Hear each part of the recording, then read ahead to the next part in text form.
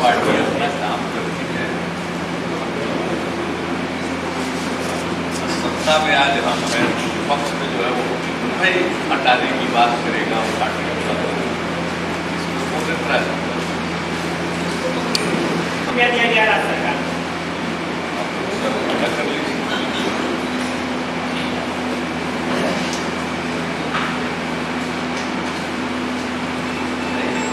Party है अपना अपने पॉलिटिकल पार्टी के ऑफिस पर मुद्दा कर देगा।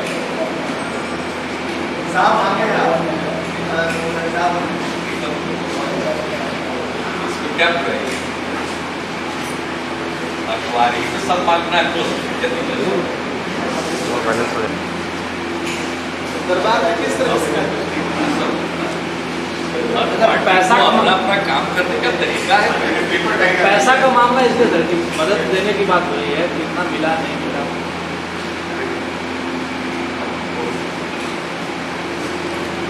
सीरियसली और कॉम्प्लिकेशन नहीं लेते हैं। राज्य सरकार केंद्र सरकार के बीच में किसने क्या दिया, किसका क्या हिस्सा है, इस पर अनेकों बार बताया जा चुका। की बात करके बिहार सरकार के कितने पैसे की मांग मेमोरेंडम अब बनाया जाएगा जल्दी से जल्दी। बाकी बुनियादी काम तो हो ही चुका है और कैबिनेट के फैसले के बारे में कैबिनेट सचिव के द्वारा विस्तृत रूप से आप लोगों को बताया गया है। आज की तारीख में जितनी रिपोर्ट है उसके आधार पर फिलहाल 26 जिले घोषित किए गए हैं, लेकिन बाकी जिलों पर निरंतर नजर रखी जाएगी और जहां भी हालात जैसे उत्पन्न होंगे अन्य जिलों में भी आवश्यकता पड़ेगी तो इसी प्रकार के कदम उठाएंगे। अभी जो रिपोर्ट थी उसके आधार पर है, लेकिन बाकी पर भी नजर रखी जाएगी और इस मामले में कई कदम हम लोग पहले उठा चुके हैं। आज विशेष बात यह है कि जो 3 पटवन के लिए हम लोगों ने सब्सिडी का निर्णय किया था उसको बढ़ाकर 4 पटवन के लिए कर दिया है और रबी के लिए भी हम देंगे सिंचाई की सब्सिडी। इसके अलावा जितने प्रकार का ऋण वगैरह है वो सब वसूली स्थगित रहेगी।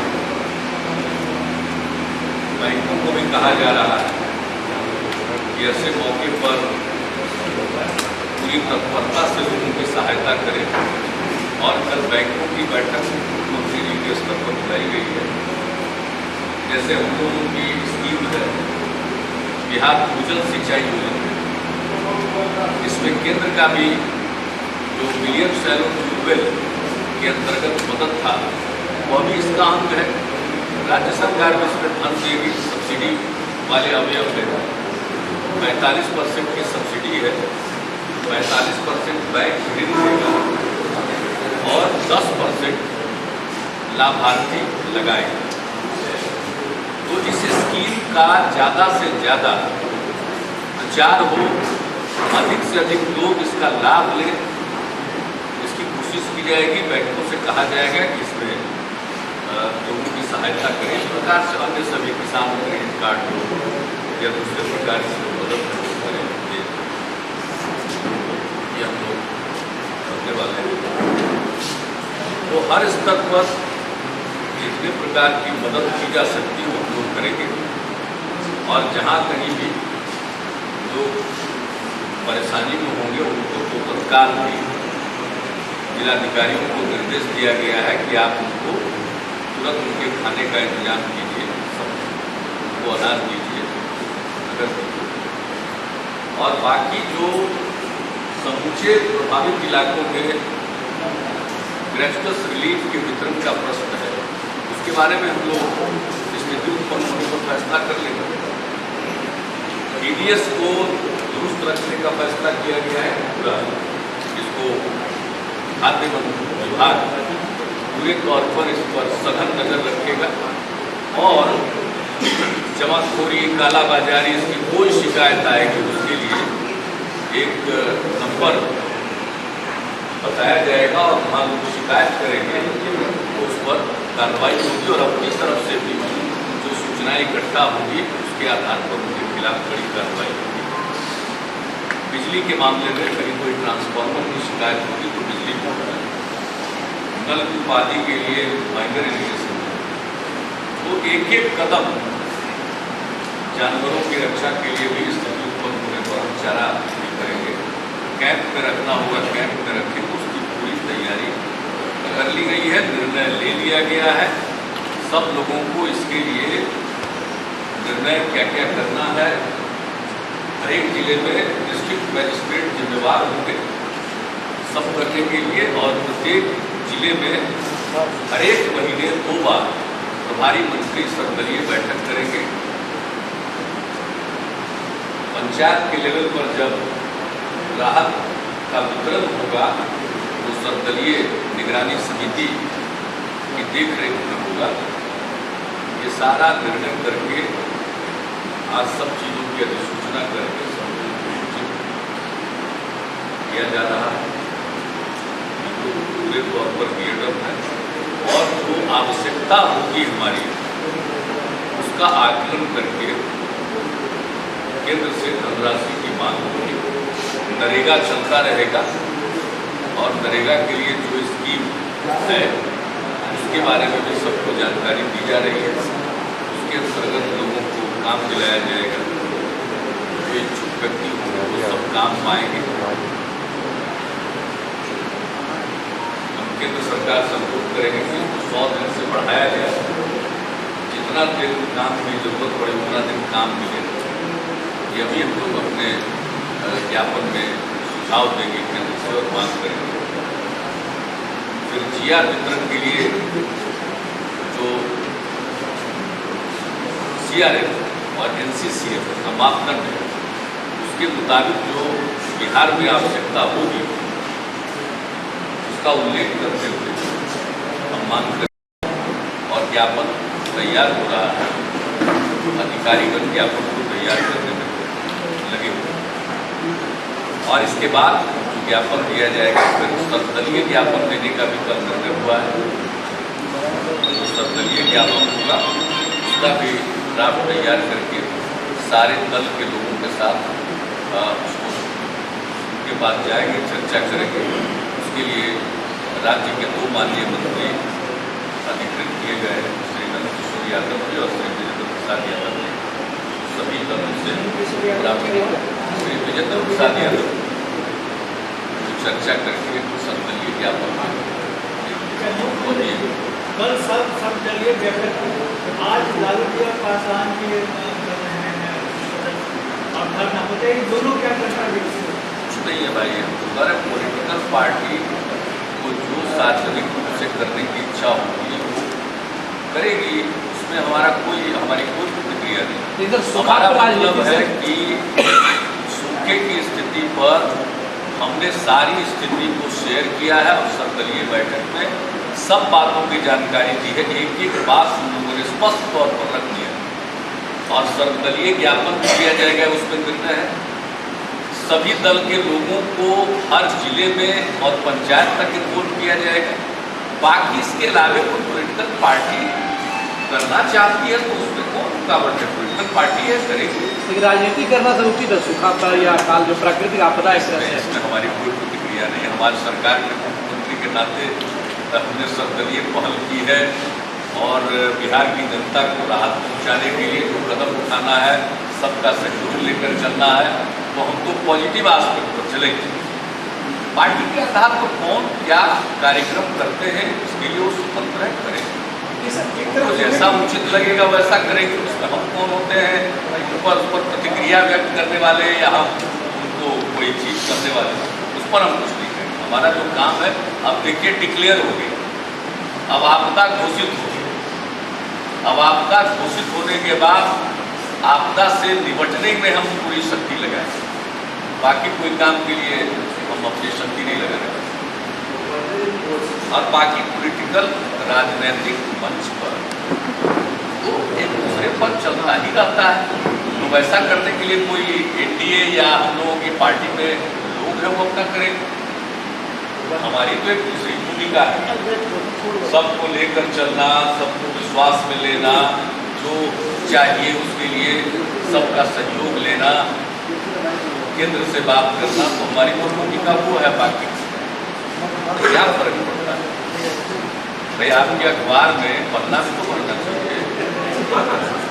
सर एक तरफ सूखे की मार है, एक ही न्यूज छापिएगा।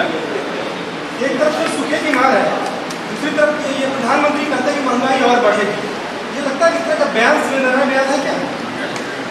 प्रधानमंत्री जी ने जो वस्तुस्थिति है उसको जो फैक्ट है उसको रखा है उन्होंने, हमको तो कोई एतराज नहीं लगता।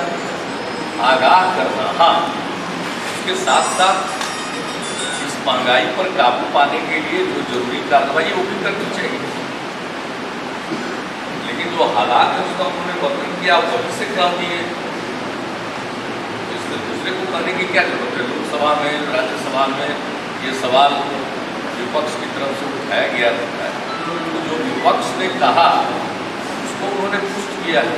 लेकिन बाकी जिले जो 26 जिले के अलावा जो बचे हुए हैं, क्या वहाँ पर बारिश हुई है या वहाँ क्या? अभी तक की रिपोर्ट के मुताबिक आज CRF NCCF के मापदंड पर आज नहीं कर सकते थे, लेकिन उन जिलों पर निरंतर नजर रखी जा रही है और जहाँ भी आवश्यकता पड़ेगी उसको भी हम ये नहीं है कि 26 के बाद कुछ नहीं करें, इसके अलावा उन पर नजर रखेंगे और जो जिले इस कैटेगरी में आते हुए दिखेंगे उनको शामिल करेंगे। मतलब बारिश के आधार पर उसको अगर रखा गया है, वर्षा और धान का अच्छा दोनों मिला है।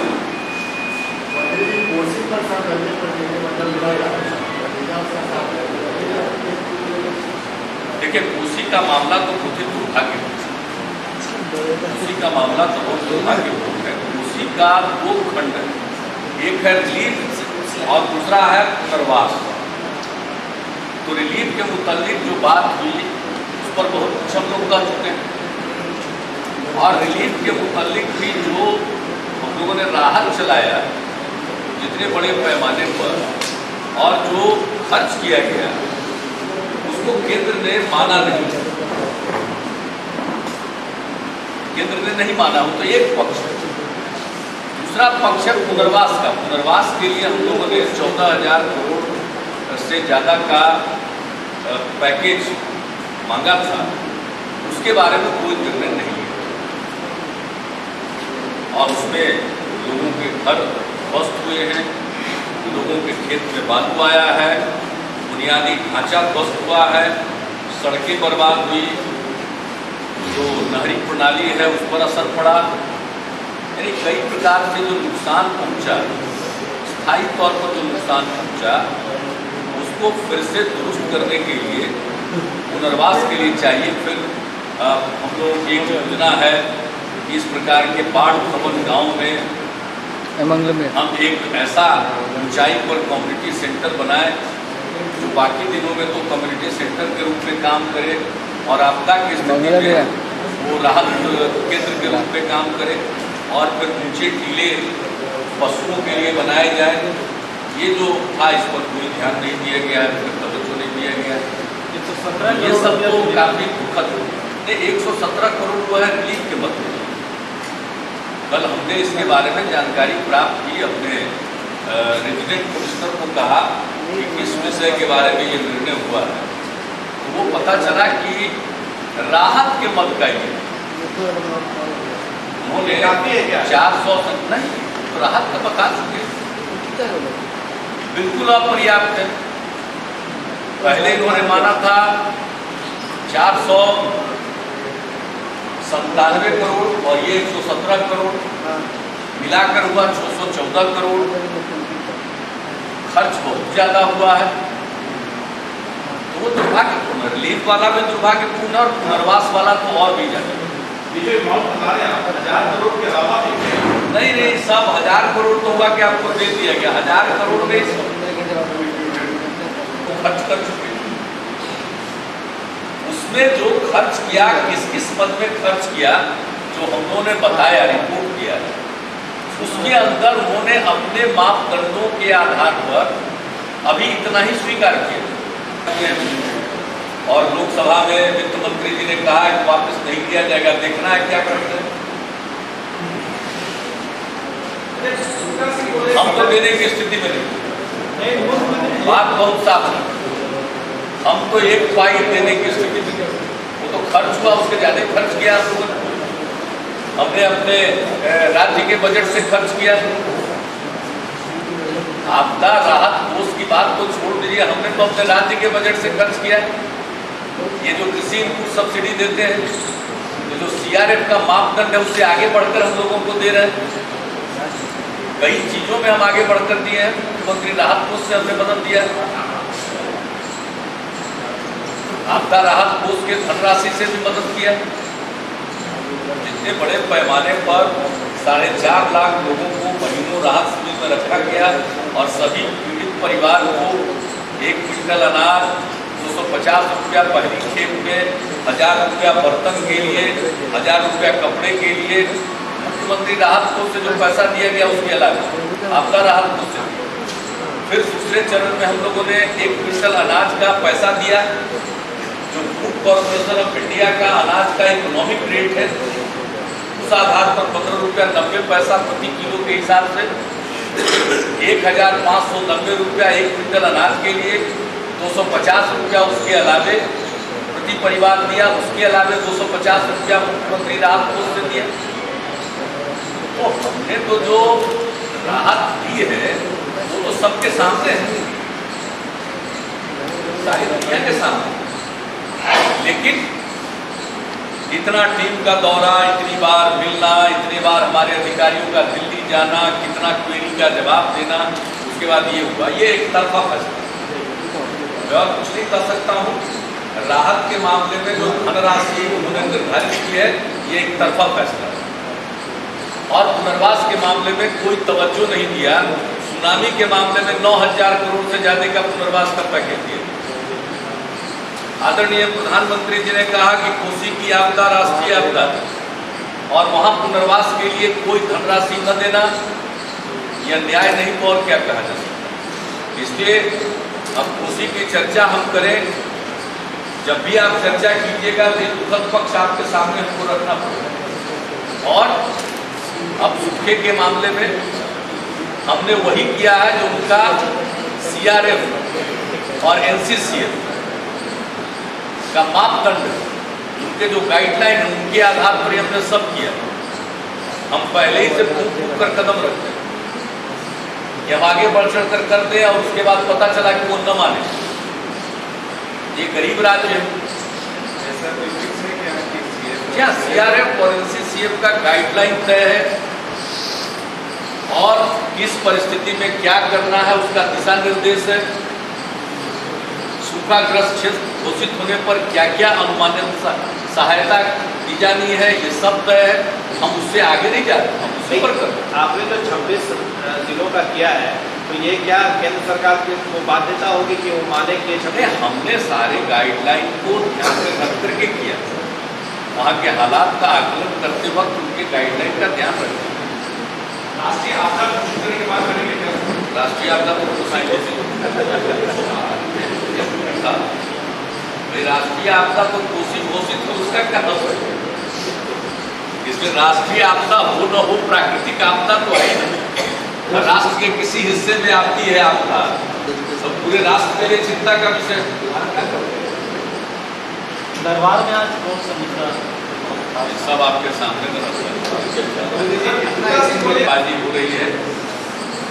हमने आप लोगों को बता दिया है कि जहां टूटान हुआ है उसकी प्रशासनिक जांच हो रही है। लेकिन जिस प्रकार का कार्य दिखाई पड़ा उसके गुणवत्ता की जांच के लिए एक विशेष टीम जल संसाधन विभाग ने गठित किया। अभी बात यही, अब आप लोग उसको लेकर के इतनी दूरी तक उड़ गए हैं कि लोग अपनी सफाई को कर रहे हैं। अभी वो स्टेज आया नहीं, लेकिन अभी तो पहले तो गुणवत्ता पर होगा, फिर उसके तकनीकी पक्ष की जांच वो कर सकते हैं। टेंडर क्या होता है? टेंडर हम तो कुछ नहीं बोलते, तो क्या बोल रहे हैं? देखिए इस देश में किसी को कुछ बोलने से कोई नहीं रोक सकता, और न हम किसी के से इशू ज्वाइन करने वाले टेंडर बता रहे हैं आपके साथ आप तो चलो थोड़ी तो बात कर सकते हैं। इसकी आवश्यकता क्या है? अभी तो उसके गुणवत्ता की जांच होगी। अभी तो जो टुटान को भरा गया उसमें रिसाव है, इंजीनियर वहां भिड़ा हुआ है उसको बचाने में, लेकिन बाकी का भी जो बांध का हाल है नया बना है, ऐसा है कि उसकी गुणवत्ता की जांच की जाएगी, हर पहलू की जांच हो जाएगी। इसमें क्या लगता है, कभी भी हुआ हो क्या फर्क पड़ता है? अगर खराब गुणवत्ता का काम होगा तो क्या उसको नहीं देखना चाहिए? और हमने कुछ नहीं कहा, हमने कुछ नहीं कहा। अखबार में हम बयान देख रहे हैं तो हम बयान पर कोई रिएक्शन नहीं देंगे, इसलिए कि ये सब चीज को देखा जा रहा है क्या है नहीं है, जो बात होगी सबके सामने है। जी अरे आप तो वैसे ही बुलाते रहते हैं। उन्होंने तो डेट भी बताया कि तो उस कंपनी को काम रोक दिया जाएगा। जानकारी चाहिए तो जल संसाधन विभाग का अधिकारी, हमारे लेवल पर कोई जानकारी नहीं। एक ही जानकारी है कि 2 प्रकार की जांच होगी, एक तो किसान की जांच, वो कमिश्नर और डीआईजी करेंगे कि बांध टूटा कैसे, और एक है बांध के निर्माण कार्य की गुणवत्ता की जांच, वो तकनीकी जांच है जल संसाधन विभाग का। हम इतना ही जानते हैं, इसके अलावा विभाग के पास जानकारी हो वो बता सकता है या नहीं बता सकता। आप लोग घुमा फिरा के और कुछ इतना बड़ा सूखा पड़ा हुआ है, इसको तो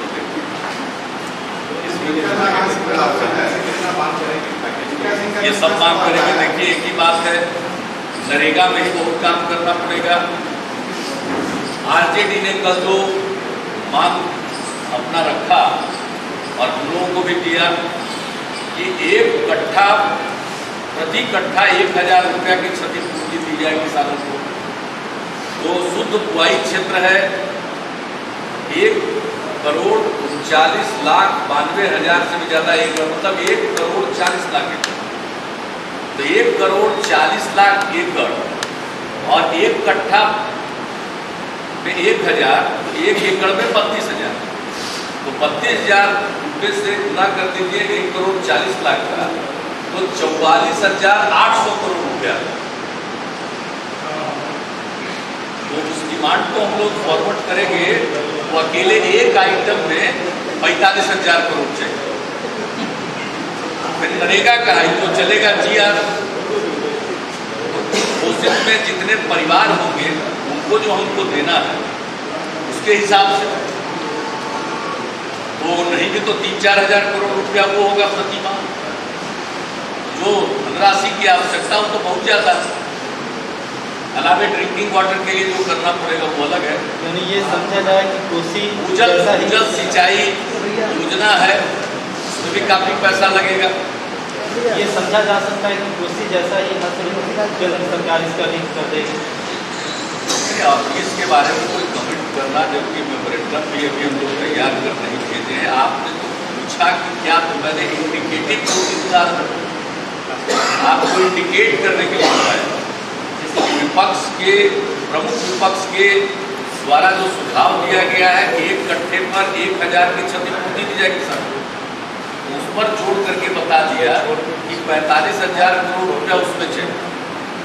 वो एडमिट अगर वो देने के लिए तैयार होकर तो 45,000 करोड़ चाहिए। वो आरजेडी प्रतिपक्ष सर्वदलीय ज्ञापन जाएगा, तो उसमें दलों की तरफ से जो बात आई है उसको तो डालना पड़ेगा।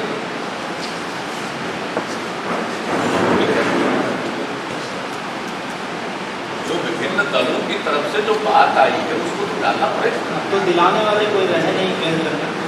देखिए, देने और दिलाने वाली बात है। बिहार में हम सब एक अपनी अपनी पार्टी के मन से क्या करते हैं, लेकिन ये कॉमन कॉज है। अभी तो पहले मेमोरेंडम भेज दें, जल्दी राज्य सरकार की तरफ से जो जाना है सरकारी मेमोरेंडम, उस पर काम चल रहा है। अभी शीघ्र चला मेमोरेंडम भेजने के लिए किसी को जाना नहीं, तो चला जाता है और भेज करके सेंट्रल टीम का आग्रह करें। वैसे सेंट्रल टीम का आग्रह कर चुके, लेकिन उसके बाद ये जो सूखाग्रस्त इलाका घोषित करना, आवश्यकता का पूरा खाका बनाना, तो यस 2-3 डेज कर सकते हैं। हमने कहा तो यही है सारे अधिकारियों को, और इसके अलावा देखने के वही जनता के दरबार के कार्यक्रम को खत्म करने के बाद उसी विषय यही अपनी तरफ से रिपोर्ट रखे बिना दूर पर हुआ उसमें इस पर उठा, क्योंकि 2 मेमोरेंडम होगा ना, एक तो सरकार की तरफ से और एक है सर्वदलीय। तो सर्वदलीय जो मेमोरेंडम का ड्राफ्ट बनेगा वो तो सभी तरह के लोग देखेंगे, उसको फाइनलाइज करेंगे। सरकार का मेमोरेंडम तो जो हमारे लिए सहायता जो मान्य है उसी के हिसाब से जाएगा। इस वीडियो को देखा है तो कैसा लगा रहा है? तो आए थे जनता के दरबार के कैसे होता है, क्या होता है, क्या मॉनिटरिंग की चीज़ है, इसलिए क्या तैयारी है? स्वाइन फ्लू पर तैयारी है। तो स्वास्थ्य मंत्री जी बताएंगे। हमारे स्तर पर तो 2 महीना पहले ही इसके बारे में पूरा दिशा निर्देश जो स्टैंडर्ड प्रोटोकॉल है, हर जिले के अस्पताल में आइसोलेशन वार्ड रहेगा। फिर जो भी सस्पेक्टेड केस होगा उसकी जांच के लिए, चूँकि यहाँ इंतजाम नहीं है तो कलकत्ता और दिल्ली में इंतजाम है, वहाँ भेज देगा।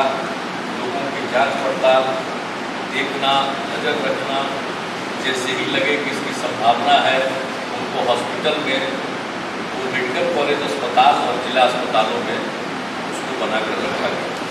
और बाकी मिस्त्री को बताएंगे, स्वास्थ्य बता देंगे। उससे बात हुआ है